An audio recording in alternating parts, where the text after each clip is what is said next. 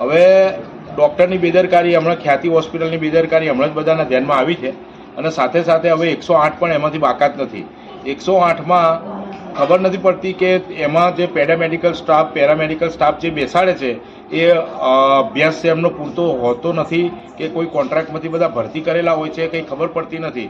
કારણ કે અત્યારે અહીંયા માયાનગર સોસાયટી શાહીબાગમાં એક વ્યક્તિનું મૃત્યુ થયું છે. રાત્રે 1:30 વાગે ફોન મારી પર આવ્યો હતો, બરાબર છે. ત્યારે મેં ફોન યુએન મહેતા કંટ્રોલ રૂમમાં ફોન લગાવ્યો તો જે ભાઈ સાથે હતા એ ભાઈ એમ કહે છે કે ભાઈ અમે ટ્રોમા સેન્ટરમાં છીએ, બરાબર. એટલે હાર્ટને અને ટ્રોમાને કંઈ લેવા દેવા છે જ નહીં.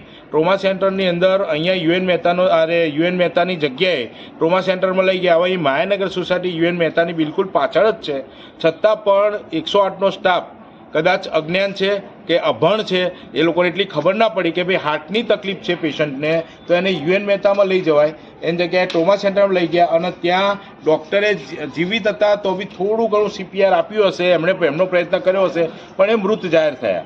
ટૂંકમાં કહેવા મતલબ શું, જો કદાચ યુએન મહેતામાં લઈ ગયા હોત તો આ વ્યક્તિ બચી શક્યા હોત. અત્યારે હાલ એમના પરિવાર ઉપર અત્યારે હાલ બહુ જ ભયંકર કહેવાય ને એ રીતનો આઘાતમાં બધા સરી પડ્યા છે કે 108નો સ્ટાફ આવો અજ્ઞાનતાથી ભરેલો મૂકવા. 108માં મેં અત્યારે હાલ ફોન કર્યો છે તો 108વાળાએ એવો જવાબ આપ્યો છે કે સર અમે તપાસ કરીને કહીશું. એટલે શું એ લોકો શું તપાસ કરશે? મારે આની વ્યવસ્થિત રીતે તપાસ કરાવવી છે. આમાં જે માણસનું મૃત્યુ થયું છે એના પરિવારને હવે વળતર સ્વરૂપે બી કંઈક મળવું જોઈએ, બરાબર. એ મારી માંગ છે અને હવે હું જાતે 108ની ઓફિસે જવાનો છું. ત્યાં જઈને બધી ડિટેલ હું ભેગી કરીશ. અત્યારે હાલ એમના સગા સાથે જ છે, એમની સગા સાથે વાત કરી લઈએ. શું થયું હતું ભાઈ? મેં 108 ફોન કર્યો હતો. હા, 108 આવી ગઈ હતી. હા, પણ ક્યાં લઈ ગયા તો મને ખબર. મેં છાતીમાં દુખાવો રહે છે એમના. મારા પપ્પાએ સામેથી કીધું, ડૉક્ટર જે આવ્યા હતા સાહેબ, એમને કીધું મારી આખી છાતી નીકળી જાય છે એવું કીધું.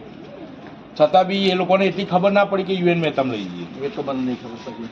એટલે ત્યાં જ લઈ ગયા ટ્રોમામાં લઈ ગયા હતા. દર્દીએ જાતે રજૂઆત કરી તોય બી એમના મરજી પ્રમાણે એ લોકો લઈ ગયા. યુએન મહેતાની જગ્યાએ ટ્રોમામાં લઈ ગયા. મેરેજ છે અને આ ભાઈના પોતાના મેરેજ પણ છે 8 તારીખે અને ઇમરજન્સીમાં આ રીતનો બનાવ બન્યો છે.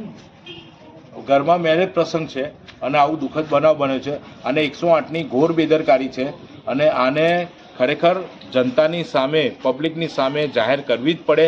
આરોગ્ય વિભાગ ખાલી બધા સેક્શનો ચાલુ કરીને મૂકી દે પણ એની પાછળ કોઈ એ લોકોનું ધ્યાન કે દરકાર લેતા નથી. હમણાં જ ખ્યાતિનો બનાવ બન્યો છે.